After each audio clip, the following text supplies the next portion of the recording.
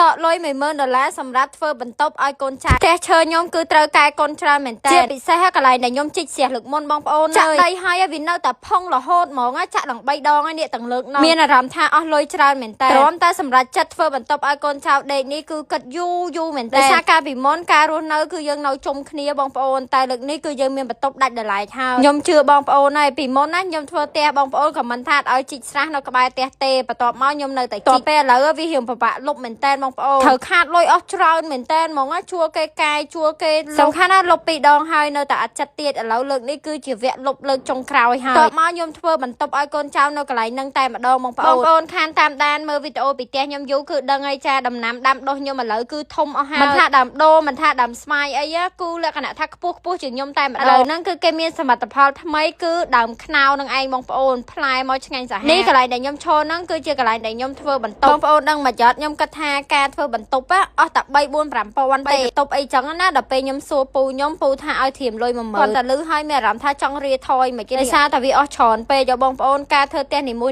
មើលទៅវាកប៉ិកកពុកមែនតើប៉ុន្តែវាពិតជាត្រូវចំណាយលុយច្រើនខ្លាំងសំខាន់ខ្ញុំអត់យកជាងម៉ៅដាច់ទេបងប្អូនភាគច្រើនខ្ញុំយកជាងស៊ីថ្ងៃអត់ដឹងមិនដែរបងប្អូនដោយសារតែខ្ញុំគិតថាការស៊ីថ្ងៃហ្នឹងគឺខ្ញុំចំណេញជាងអីចឹងណាហើយសុំទោសបងប្អូនទាំងគ្នាដែររឿងភាគចេញរៀងយឺតបន្តិចឯងដោយសារតែមួយរយៈហ្នឹងគឺរវល់ខ្លាំងមែនតើហើយសំខាន់កន្លែងដែលខ្ញុំថតហ្នឹងមានតាដែលគាត់បានចែកឋានទៅអញ្ចឹងទៅលឺភ្លេងអញ្ចឹងណាបងប្អូនទាំងគ្នាអត់អាចថតឲ្យបងប្អូនមើលបានទេបងប្អូនទាំងគ្នាដឹងហើយតែថតរឿងលឺសំឡេងចូលគឺអត់បានទេតែចាក់ដីលើកមុនដូចជាចាក់អស់4លានក្រោយអស់2លានលើកនេះអស់រៀងតិចឯងដោយសារអីវារៀងរាក់ដែរបងប្អូនត្រឹមតែ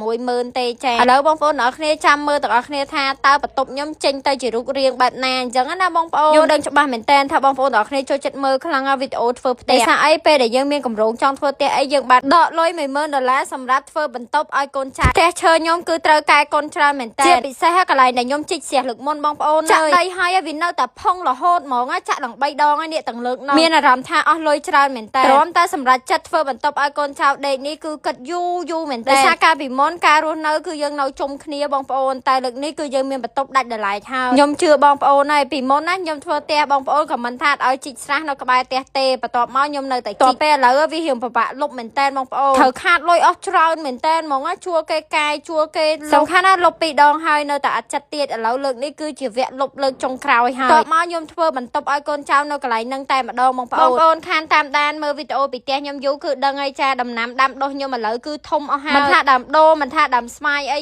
គឺលក្ខណៈថាខ្ពស់ជាងខ្ញុំតែម្ដងឥឡូវហ្នឹងគឺគេមានសមិទ្ធផលថ្មីគឺដើមខ្នោនឹងឯងបងប្អូនផ្លែមកឆ្ងាញ់សាហាវនេះកន្លែងដែលខ្ញុំឈរហ្នឹងគឺជាកន្លែងដែលខ្ញុំធ្វើបន្ទប់បងប្អូនដឹងមកចត់ខ្ញុំគិតថាការធ្វើបន្ទប់អស់តែ3 4 5ពាន់ទេបន្ទប់អីចឹងណាដល់ពេលខ្ញុំសួរពូខ្ញុំពូថាឲ្យធៀមលុយ10000គាត់តែលឺហើយមានអារម្មណ៍ថាចង់រាថយមកគេដោយសារតែវាអស់ច្រើនពេកយកបងប្អូនការធ្វើផ្ទះនីមួយមើលទៅវាកប៉ិកកពុកមែនតើប៉ុន្តែវាពិតជាត្រូវចំណាយលុយច្រើនខ្លាំងសំខាន់ខ្ញុំអត់យកជាងម៉ៅដាច់ទេបងប្អូនភាគច្រើនខ្ញុំយកជាងស៊ីថ្ងៃអត់ដឹងមិនដែរបងប្អូនដោយសារតែខ្ញុំគិតថាការស៊ីថ្ងៃហ្នឹងគឺខ្ញុំចំណេញជាងអីចឹងណាហើយសុំទោសបងប្អូនទាំងគ្នាដែររឿងភាគចេញរៀងយឺតបន្តិចឯងដោយសារតែមួយរយៈហ្នឹងគឺរវល់ខ្លាំងមែនតើហើយសំខាន់កន្លែងដែលខ្ញុំថតហ្នឹងមានតាដែលគាត់បានចែកឋានទៅអញ្ចឹងទៅលឺភ្លេងអញ្ចឹងណាបងប្អូនទាំងគ្នាអត់អាចថតឲ្យបងប្អូនមើលបានទេបងប្អូនទាំងគ្នាដឹងហើយតែថតរឿងលឺសំឡេងចូលគឺអត់បានទេតែចាក់ដីលើកមុនដូចជាចាក់អស់4លានក្រោយអស់2លានលើកនេះអស់រៀងតិចឯងដោយសារអីវារៀងរាក់ដែរបងប្អូនត្រឹមតែ66000ទេចាឥឡូវបងប្អូនទាំងគ្នាចាំមើលទាំងគ្នាថាតើបន្ទប់ខ្ញុំចេញទៅជារូបរាងបែបណាអញ្ចឹងណាបងប្អូនយល់ដឹងច្បាស់មែនតើថាបងប្អូនទាំងគ្នាចូលចិត្តមើលខ្លាំងវីដេអូធ្វើផ្ទះដោយសារអីពេលដែលយើងមានកម្រងចង់ធ្វើផ្ទះអីយើងបាន